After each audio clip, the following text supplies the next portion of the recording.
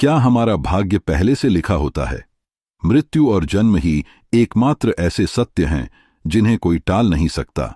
लेकिन क्या हमारा भाग्य जन्म से पहले लिखा जाता है? यह एक ऐसा प्रश्न है जिसका उत्तर गरुड़ पुराण में विस्तार से दिया गया है। तो आइए इस ज्ञानवर्धक प्रस्तुति की शुरुआत करते हैं और जानते हैं कि मनुष्य का भाग्य कब और कैसे लिखा जाता है। क्या यह जन्म से पहले तय होता है या जन्म के बाद? नमस्कार दोस्तों, स्वागत है आप सभी का हमारे चैनल पौराणिक कथा अमृत पर। गरुड़ पुराण की इस रहस्यमयी और ज्ञानवर्धक प्रस्तुति में आगे बढ़ने से पहले हम आपसे आग्रह करते हैं कि इस वीडियो को पूरा देखें, क्योंकि यह आपके जीवन से जुड़ा हुआ विषय है। भगवान श्री कृष्ण कहते हैं कि गरुड़ पुराण की बातों को कभी भी अधूरा नहीं सुनना चाहिए, क्योंकि अधूरा ज्ञान विष के समान होता है। इसलिए इस वीडियो को बिना स्किप किए अंत तक जरूर देखें। साथ ही इसे एक लाइक करें और चैनल को सब्सक्राइब करना न भूलें और कमेंट बॉक्स में जय श्री कृष्ण लिखकर ईश्वर के प्रति अपना आभार व्यक्त करें, जिससे आपके जीवन से सभी दुखों का अंत हो सके। आइए अब जानते हैं कि गरुड़ पुराण में भगवान श्री कृष्ण ने नारद मुनि को क्या बताया था। क्या हमारा भाग्य जन्म से पहले लिखा जाता है या जन्म के बाद? आज हम इसी विषय पर एक रोचक कथा के माध्यम से चर्चा करेंगे, जो गरुड़ पुराण और स्कंद पुराण में वर्णित है। एक समय की बात है। द्वारका नगरी में भगवान श्री कृष्ण अपने दिव्य आसन पर विराजमान थे। उसी समय देवर्षि नारद नारायण नारायण का जाप करते हुए वहां पहुंचे। उन्होंने श्री कृष्ण को प्रणाम किया और विनम्रतापूर्वक कहा, हे प्रभु, आप त्रिकालदर्शी हैं। मैंने सुना है कि जो भी जीव मनुष्य जन्म लेता है उसका भाग्य पहले से ही लिखा होता है। क्या यह सत्य है? क्या मनुष्य के साथ जो कुछ भी घटित होता है वह उसके जन्म से पहले निर्धारित होता है, या फिर वह अपने पूर्व जन्म के कर्मों का फल भोगता है? हे प्रभु, क्या भाग्य को अपने कर्म और परिश्रम से बदला जा सकता है? नारद जी का यह प्रश्न सुनकर भगवान श्री कृष्ण मुस्कुराए और बोले, हे नारद, आपका यह प्रश्न अत्यंत गूढ़ और महत्वपूर्ण है, क्योंकि यह मनुष्य के जन्म, कर्म और मृत्यु से संबंधित है। मैं तुम्हें एक कथा सुनाता हूं जो न केवल तुम्हारे इस प्रश्न का उत्तर देगी, बल्कि प्रत्येक मनुष्य के लिए एक चेतावनी और प्रेरणा भी होगी। यह कथा गरुड़ पुराण में वर्णित है। जो व्यक्ति इस कथा को अधूरा सुनने की भूल करता है उसके जीवन में अनेक संकट आते हैं, क्योंकि अधूरा ज्ञान सदैव विष के समान होता है। जो भी इस कथा को ध्यानपूर्वक और पूर्ण रूप से सुनेगा वह इस संसार के पाप, क्रोध और मोह से मुक्ति पाएगा। नारद जी बोले, हे प्रभु, मैं इस कथा को पूरी श्रद्धा और ध्यान से सुनूंगा। कृपया मुझे यह कथा विस्तार से सुनाएं। भगवान श्री कृष्ण ने नारद को कथा सुनानी आरंभ की। वे बोले, हे नारद, प्राचीन काल में एक विशाल और समृद्ध राज्य था जिसका नाम अक्षयपुरी था। इस राज्य के राजा का नाम रत्नधर था। राजा रत्नधर अत्यंत धर्मपरायण, न्यायप्रिय और प्रजा के कल्याण के लिए सदैव समर्पित थे। वे सच्चे धर्म का पालन करते थे, किंतु एक चिंता सदैव उनके मन को व्यथित करती थी। उन्हें संतान की प्राप्ति नहीं हो रही थी। वे चाहते थे कि उन्हें एक योग्य उत्तराधिकारी प्राप्त हो जो उनके राज्य को सुचारू रूप से संचालित कर सके। संतान प्राप्ति की इच्छा से राजा रत्नधर और उनकी रानी ने वर्षों तक कठोर तपस्या की।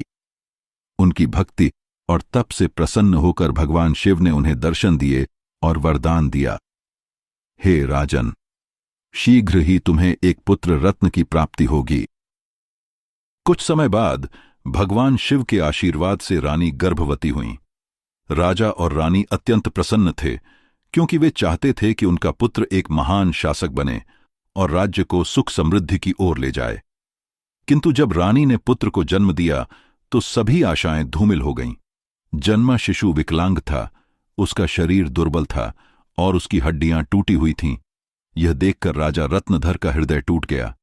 उन्होंने व्याकुल होकर भगवान से प्रश्न किया, हे प्रभु, मैंने इतनी तपस्या की, यज्ञ किए, फिर भी मेरे पुत्र का जन्म इस अवस्था में क्यों हुआ? भगवान शिव का आशीर्वाद प्राप्त करने के बाद भी यह विपत्ति क्यों आई? क्या यह पहले से मेरे भाग्य में लिखा था? इस प्रश्न का उत्तर खोजने के लिए राजा रत्नधर श्री कृष्ण के दर्शन के लिए द्वारका पहुंचे।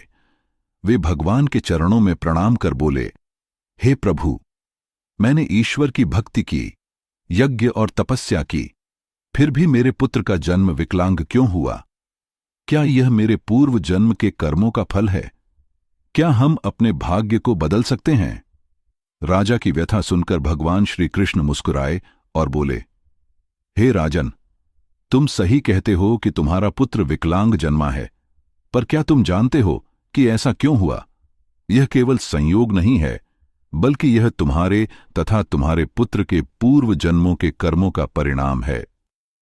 जो भी जीव जन्म लेता है वह अपने पूर्व जन्म के कर्मों का फल भोगता है, लेकिन इसका अर्थ यह नहीं है कि भाग्य पूरी तरह पहले से ही निश्चित होता है। राजा रत्नधर यह सुनकर चकित हो गए। उन्होंने पूछा, हे प्रभु, क्या भाग्य वास्तव में पहले से लिखा होता है? श्री कृष्ण बोले, हे राजन, जन्म, मृत्यु और जीवन के उतार चढ़ाव पूर्व निर्धारित होते हैं, परंतु मनुष्य अपने कर्मों के द्वारा अपने भाग्य को बदल सकता है। तुम्हारे पुत्र का जन्म विशेष उद्देश्य से हुआ है। उसे जीवन में चुनौतियां अवश्य मिलेंगी ताकि वह धैर्य, साहस और पराक्रम को विकसित कर सके, किंतु उसका भविष्य केवल वर्तमान परिस्थितियों पर निर्भर नहीं करता। यह उसके और तुम्हारे कर्मों का परिणाम है। मनुष्य अपने सत्कर्मों द्वारा अपने भाग्य को बदल सकता है। भगवान श्री कृष्ण ने आगे कहा, हे राजन, भाग्य और कर्म का गहरा संबंध है। हमारे कर्म ही हमारे भाग्य का निर्माण करते हैं। यही कारण है कि हमें सदा धर्म और सत्य के मार्ग पर चलना चाहिए। तुम्हारे पुत्र का विकलांग जन्म लेना उसके पूर्व जन्म के कर्मों का फल है, किंतु यह मत भूलो कि हर आत्मा को अपने कर्मों का फल भोगना पड़ता है, जिससे उसके पाप समाप्त हो सकें। परंतु यदि वह धैर्य और साहस से इन कठिनाइयों का सामना करेगा तो वह अपने भाग्य को बदल सकता है। एक दिन वह वही कार्य करेगा जिसकी तुमने कल्पना की थी। राजा रत्नधर ने अधीर होकर पूछा, हे प्रभु, क्या मैं और मेरा पुत्र अपने भाग्य को बदल सकते हैं? श्री कृष्ण ने उत्तर दिया, निश्चित ही, हे राजन। तुम्हारा और तुम्हारे पुत्र का भविष्य तुम्हारे कर्मों पर निर्भर करता है। यदि तुम उसे साहस, धैर्य और आत्मविश्वास से भर दोगे तो वह अपने भाग्य को बदल सकता है। अच्छे कर्मों के परिणाम स्वरूप वह एक दिन महान बनेगा और राज्य का भार संभालने में सक्षम होगा। भगवान श्री कृष्ण ने कहा, हे राजन, भाग्य एक चक्र के समान है जो मनुष्य के कर्मों के आधार पर घूमता रहता है। जब तुम सत्कर्म करते हो तो तुम्हारा भाग्य भी अनुकूल बनता है। राजा रत्नधर ने उत्सुकता से पूछा, हे प्रभु, क्या भाग्य निश्चित रूप से केवल हमारे पूर्व जन्मों के कर्मों पर आधारित होता है? श्री कृष्ण मुस्कुराए और बोले, हां राजन, लेकिन इसे बदलने की शक्ति तुम्हारे हाथों में है। यदि तुम सच्चे हृदय से अच्छे कर्म करोगे तो वे तुम्हारे भाग्य को भी सुधार सकते हैं। भक्ति, साधना और सेवा से भी भाग्य को परिवर्तित किया जा सकता है। जब मनुष्य सच्चे मन से भगवान की भक्ति करता है और ईश्वर को प्रसन्न करता है तो वह अपने जीवन की दिशा को बदल सकता है। यदि तुम अपने पुत्र को आत्मविश्वास, धैर्य और साहस के साथ जीवन के संघर्षों का सामना करने की शिक्षा दोगे तो वह अपने भाग्य को बदल सकता है। राजा रत्नधर ने भगवान श्री कृष्ण की वाणी को हृदय से आत्मसात किया और अपने पुत्र को जीवन की कठिनाइयों से जूझने की प्रेरणा देने का संकल्प लिया। उन्होंने उसे यह सिखाया कि संघर्ष ही सफलता की कुंजी है। समय के साथ वह विकलांग बालक आत्मविश्वास और कठिन परिश्रम के बल पर समाज में एक महत्वपूर्ण स्थान प्राप्त करने में सफल हुआ। उसकी संघर्षशीलता और साहस ने उसे न केवल सम्मान दिलाया बल्कि पूरे राज्य में उसकी ख्याति फैला दी। श्री कृष्ण बोले, हे नारद, तुम यह समझो कि भाग्य कोई स्थिर और अटल सत्य नहीं है। यह एक निरंतर प्रक्रिया है जो मनुष्य के कर्मों के अनुसार बदलती रहती है। जो लोग अपने कर्मों को सुधारते हैं, सत्य और धर्म के मार्ग पर चलते हैं तथा भगवान की शरण में जाते हैं, उनका भाग्य भी बदल जाता है। जीवन केवल भाग्य के आधार पर नहीं चलता, बल्कि यह संघर्ष, पुरुषार्थ और सत्कर्मों का परिणाम है। इस कथा से यह शिक्षा मिलती है कि जीवन में जो कुछ भी घटित होता है वह हमारे पूर्व जन्मों के कर्मों का फल है, किंतु मनुष्य का कर्म उसका भाग्य बदल सकता है। श्री कृष्ण ने आगे कहा, हे नारद, यह संसार कर्मों का दर्पण है। मनुष्य जैसा कर्म करता है वैसा ही फल उसे प्राप्त होता है। उसे सदैव यह ध्यान रखना चाहिए कि माता पिता की सेवा, दूसरों की सहायता और ईश्वर का ध्यान ही सबसे बड़ा धर्म है। जो मनुष्य अपने पिछले जन्म में किसी को पीड़ा देता है उसे न केवल नरक में भयानक यातनाएं भोगनी पड़ती हैं, बल्कि जन्म जन्मांतर तक उसका फल भी भुगतना पड़ता है। परंतु जो अपने कर्मों को सुधारता है वह इस चक्र से मुक्त हो सकता है। यही इस जीवन का सार है। धर्म, सेवा और सत्य ही मनुष्य का वास्तविक जीवन है। उसे यह सदैव स्मरण रखना चाहिए कि मृत्यु के पश्चात केवल उसके अच्छे कर्म ही उसके साथ जाते हैं। मित्रों, यह कथा हमें यह सिखाती है कि हमारा भाग्य हमारे पिछले कर्मों का फल है। हर पाप का दंड और हर पुण्य का फल निश्चित होता है। इसलिए हे मनुष्य, अपने कर्मों पर ध्यान दो, स्वार्थ, पाप और अहंकार को त्यागो तथा धर्म, सत्य और सेवा को अपनाओ, क्योंकि यही जीवन का सबसे बड़ा सत्य मार्ग है। भगवान श्री कृष्ण ने इस प्रकार नारद को गरुड़ पुराण के गूढ़ रहस्यों को बताया। उन्होंने कहा, भाग्य निश्चित रूप से जन्म से पहले लिखा जाता है, किंतु मनुष्य अपने जीवन के संघर्ष, सत्य, धर्म और ईश्वर की भक्ति से अपने भाग्य को बदल सकता है। गरुड़ पुराण में भाग्य और कर्मों का विस्तृत वर्णन मिलता है। यह हमें सिखाता है कि जीवन एक खेत के समान है। जिस प्रकार मनुष्य जिस प्रकार के बीज बोता है वैसा ही फल प्राप्त करता है, उसी प्रकार हमारे जीवन के कर्म हमारे भविष्य का निर्माण करते हैं। जब मनुष्य का जन्म होता है तो उसके पूर्व जन्मों के कर्मों के आधार पर उसका भाग्य पहले से लिखा जाता है, किंतु सत्य, धर्म और सेवा से ईश्वर को प्रसन्न कर हम अपने भाग्य को बदल सकते हैं। गरुड़ पुराण हिंदू धर्म के 18 महापुराणों में से एक है। इसमें जन्म, मृत्यु, पुनर्जन्म, कर्मफल और आत्मा के गूढ़ रहस्यों का विस्तृत वर्णन किया गया है।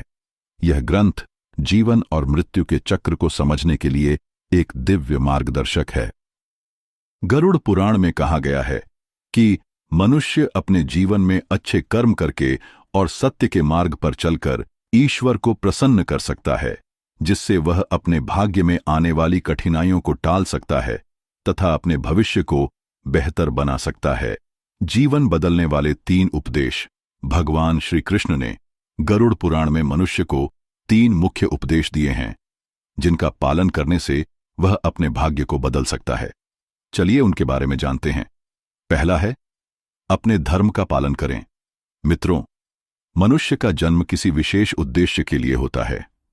गरुड़ पुराण के अनुसार जो व्यक्ति अपने पिछले जन्म में पाप करता है उसे इस जन्म में भी उन पापों का फल भोगना पड़ता है, क्योंकि मनुष्य के जन्म से पहले ही उसके जीवन और मृत्यु का भाग्य निर्धारित हो जाता है।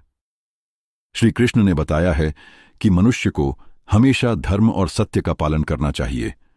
यह न केवल हमें हमारे पिछले जन्म के पापों से बचाता है, बल्कि ईश्वर की भक्ति से हमारा जीवन भी बदल सकता है। यह जीवन एक अनमोल उपहार है, इसे व्यर्थ न जाने दें। सही कर्म और धर्म के मार्ग पर चलकर हम अपने जीवन को संवार सकते हैं और समाज व दुनिया के लिए प्रेरणा बन सकते हैं। दूसरा, माता पिता की सेवा और आदर करें। श्री कृष्ण ने गरुड़ पुराण में कहा है, माता पिता के चरणों में ही तीनों लोकों का स्वर्ग समाया हुआ है। जो व्यक्ति अपने माता पिता की सेवा नहीं करता और उनका आदर नहीं करता, उसे न केवल नरक में भयंकर यातनाएं सहनी पड़ती हैं, बल्कि अगले जन्मों में भी भारी संकट झेलने पड़ते हैं। ऐसे व्यक्ति को जन्म जन्मांतर तक अपने पापों का फल भोगना पड़ता है। इसीलिए हमें सदैव अपने माता पिता का सम्मान करना चाहिए, उनकी सेवा करनी चाहिए और उनके आशीर्वाद से अपने जीवन को सफल बनाना चाहिए। और तीसरा है, अहंकार का त्याग करें। गरुड़ पुराण में श्री कृष्ण ने बताया है कि मनुष्य का सबसे बड़ा शत्रु उसका अहंकार है। अहंकार व्यक्ति को उसके कर्मों से दूर कर देता है और उसे विनाश की ओर ले जाता है। जिस व्यक्ति के मन में अहंकार प्रवेश कर जाता है वह अपने जीवन को संकट में डाल देता है।